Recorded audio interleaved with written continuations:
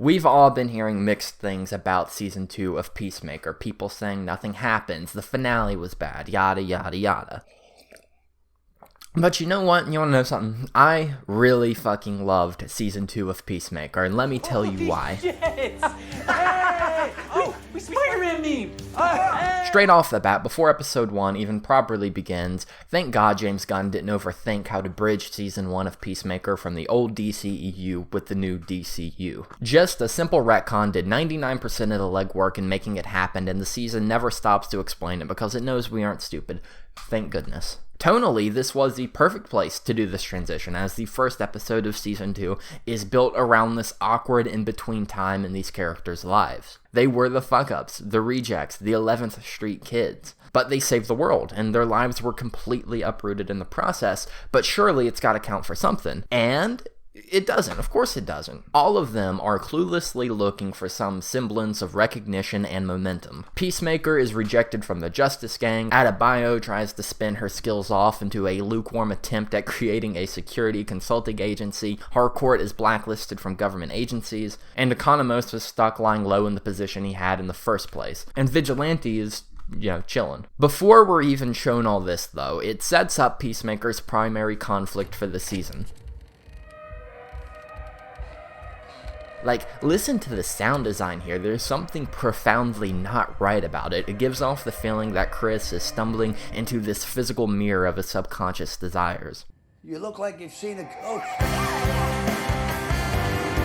I don't know how much I can get away with playing without getting struck down for copyright, but I love the new intro. The song choice of Oh Lord by Foxy Shazam is so good, and yeah, it is so satisfying how in every episode it leads into the intro, but the tone of the dance is somber in a way I can't exactly put my finger on. Season 1 felt like a roll call, like the show was saying, here's Peacemaker in the center, and here's everyone he's going to meet. This intro still centers Peacemaker as the rest of the 11th Street kids fall into position behind him. And I don't know, there's something special about the part with the Argus cast. They're taking the stage as the opposition to our heroes, fueled by baggage we the audience have already gotten over because we got to know Peacemaker over the course of Season 1. And the lyrics that play over their part of the dance are perfectly chosen to reflect the story. You just try and sleep even though you're alone, you just close your eyes, boy, and dream of home. Then they cut back to the 11th Street kids for the second part of the verse. And the light is always on, you just keep that in mind. When you wake in the morning, you'll be satisfied. And here's my hot take for the video. I have grown to slightly prefer this intro over Season 1. Yes, Do You Want to Taste It is iconic, but Oh Lord's glammy fanfare and lyrics that remind us of the emotional journey of the entire story just work so well for me. And God knows I've had some rough fucking years. Oh Lord, keep on keeping on. And of course, that's the attraction to the second Earth. Why can't he just go somewhere where things aren't so rough? God knows I can't play the whole scene here, but when escaping into sensation and debauchery leaves him feeling numb, where does he go? Another incredible use of a Foxy Shazam song, this time being Dreamer. If this is just a dream, I don't want to wake up. It may not be right, but it doesn't matter to Chris, and when he's there, he finds out not only is his brother also alive, but they're a genuinely happy family. John Cena's performance this whole season is incredible. Just watching how shocked his face is as he sits with the other two, seeing what he never got to have in utter disbelief. But of course, nothing can ever be simple. The fuck are you? He ends up accidentally killing his alternate self, and it's pretty horrifying. See, at this point, Chris is trying to be more emotionally mature. He's actually grown to be self-aware. He understands why he is the way that he is now, so surely it should be easy to grow. But it just can't happen. This guy can't get a win. Cool helmet.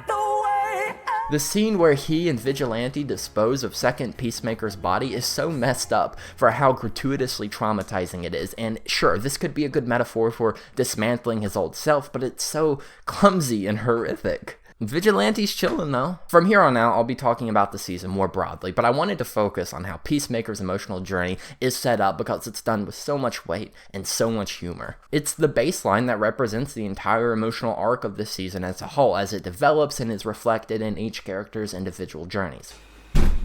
Ow. Hey, if you're enjoying this, consider subscribing, hitting the like button, subscribe, and go ahead and tell me in the comments section what you thought of Peacemaker Season 2, because I reckon a lot of people are going to have a lot of opinions, and probably opinions on what this means for the greater DCU. Who knows where it's going to go from here? It'll probably be really good. Or really bad. God, dude. Shout out to coffee. Belonging and purpose are core themes of this season, which isn't new ground for James Gunn or this show, and the obvious resolution is they, the group, are the belonging and purpose they're looking for. That signature found family arc that James Gunn loves so much, and the season certainly ends there, and it's probably my favorite way Gunn has gone about telling this story because it plays out in such a messy way. They came together before, but there's still so much friction and chaos in their lives, and hell, even in their personalities and interactions. You know the David Bowie song Heroes, how it's about two lovers who are strung out in Berlin, unhappy and addicted, but just for a moment this guy is like, screw it, let's just set this aside for one day and be heroes. Feel on top of the world as if the wall could never come down on us. Season 1, specifically Season 1's finale, is the just for one day. Season 2 is the next day. They came together, but they don't naturally stay cohesive or happy for that matter. Their problems aren't solved, and it's in part because they look to find a place in established structures. They feel like they earned it, but are rejected from it. So they're all just being self-destructive and confused. There's an immense level of discomfort to existing, and they're either just trying to get by like John and Ads, or they're thrashing around for some sort of feeling like Chris and Amelia. Chris conveniently escapes to the other world because the way he slots into it is perfect, and it's easier than continuing to push through his own reality. You could argue he's earned the peace and the serenity to some degree, but it's sacrificing his actual life, sacrificing the connections he does have, no matter how messy they might be. The reveal of the true nature of this second world does so much at once. Of course it's timely, like read the news, look out the window. It shows how blind Chris is, how unnatural his stepping away was. Not only does it blow up in the most bombastically awful way, but it's an unnatural world itself. A place of inhumanity and oppressive control, a place designed in a way that would inherently punish and extinguish the very humanity the arc of the show is built upon celebrating. John Cena's performance in episode 7 was close to being outright shocking because of how unglamorous it was. It's so visceral. From his shell-shocked reaction, realizing maybe there was some nuance to his other dad after watching him get brutally stabbed by Vigilante. I don't think he was a Nazi. He wasn't a Nazi. To the moment it all explodes as his friends take down his other brother, who, yes, was definitely evil, but is still his brother's face, his brother's life. And everything returns all at once, fresh as can be. Every death and physical and emotional torment is playing out live in front of him all over again. Get off him! Get off him, please! What's wrong? What the fuck is wrong with all of us? Chris going to the other world in the first place was in part due to his feelings for Amelia, which is presumably the first time Chris has ever applied himself to actually being emotionally present for someone in a romantic way. The season repeatedly brings up the boat. It's a point of criticism for some with the season because it keeps coming back to this one plot point, and Chris is so nagging about it. And let's look at the character dynamic here. You have someone who is scarred and traumatized who's finally able to get a grip on his emotion. It uncovers all the pain, but the capacity for love and connection as well, and he's for once had an experience that made this good part of his heart come alive with someone he's bonded with, only to get it called into question as if it wasn't something real as he's given the cold shoulder. Now let's look at Amelia Harcourt. This guy is someone who she absolutely despised. He killed her friend on dubious orders from her former boss. He's a major douchebag when they first start working together. And on top of all of that, she's someone who can't just naturally feel, can't be sincerely vulnerable, or allow herself to lean on anyone else. She's terrified of letting her emotions spill out onto other people. Yes, the season rehashes the boat plot point because that repetition connects the emotions and motivations of the characters with the mechanical pacing and structure of the season. So in the finale, the payoff isn't finally getting to learn something new. We could guess what happened, and we know the characters know what happened. The payoff is the elation to finally exist in the moment as it was and for what it meant. The plotting of the season guarded that moment. It guarded Amelia's experience just as she did. It needed the whole season to finally open up to it, and that's why I find it so moving and effective. This whole season was a gamble on what you would feel in this moment, and for my money, it paid off beautifully. So when Chris asks her one more time if it meant something, we know without a shadow of a doubt. Of course it did. You fucking asshole, it meant everything.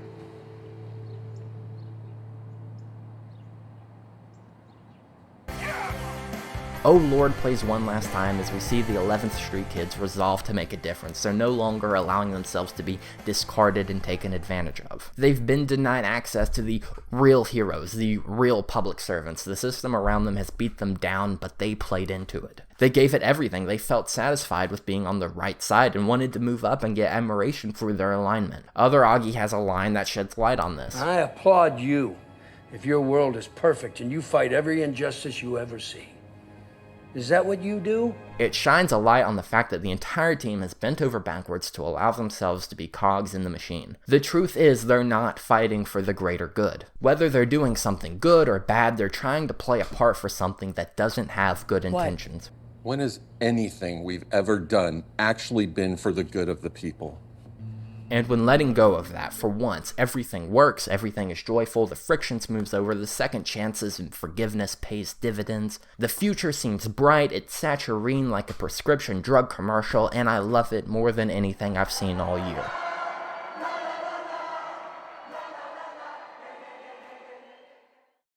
This season wasn't perfect. The balance between character development and plot development is generally really awkward. I appreciate the decision to do a slower and more intimate story. As you can tell by the rest of this video, I think it was the right call. But the season stumbles because it still dedicates a good chunk of time to doing the legwork to make the plot of the season function, leaving the middle part feeling too slow and clunky when it really should have been streamlined. The storytelling is not economical at all, and this season suffers for it. The Argus sections of the season are the punching bag to complain about, and while it's imperfect, I do love all the new characters introduced. I bet that was really loud when I just hit the microphone. Flurry is absolutely bizarre and hilarious. Bordeaux really won me over as the season went on. She was a straightforward antagonist who's shown to be sincere in her motivation by breaking away from Flag. It plays towards exploring the undercurrent of government malice and control that plays throughout the season, and Superman as well for that matter. She sees that no matter how exemplary her service is, she is still a metahuman and working against metahumans, working to oppress the rights and humanity of metahumans. And that brings us to Flag, and this guy might sincerely have feelings about national and global security, but he is driven by revenge, and at the end of the day, he is a dedicated G-man. Not the Half-Life kind. Of course, he aligns himself with who can get him where he wants to be, the quickest, the easiest, with the least amount of compromise. And of course, his corrupt dealings taint his entire operation. Throughout the season, Flag is shown to be a man concerned with the ends. It's not even that he's sadistic in the finale, he's just riding the wave of convenient corruption. He's found his people who will get him where he wants to be without checking him, and in return, he doesn't check them. When in Rome, you know? You must live in like a utopia. James Gunn isn't a perfect writer, but he is a sincere writer who swings big and puts himself into his work. So I can name flaws with this season all the day I want, but I cared deeply for these characters, and I was deeply invested in how their story played out. The words and the actions rang true, and that is why Season 2 of Peacemaker was so beautiful to me.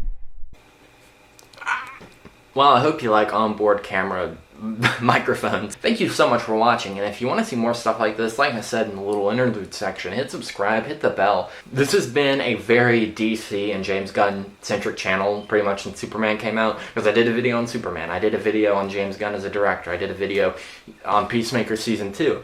It's not gonna be just DC videos here. Look, I'm learned. We can talk about fucking Bob Dylan. But if you like videos about movies and TV shows, occasionally music, and maybe even books, hit subscribe. I already said hit subscribe, but stick around. Let me know what you want to see in the comment section below. Right now, everyone who subscribed to me when I made that Nathan Fielder video is fucking rich. So if you also want to get rich, you know what to do.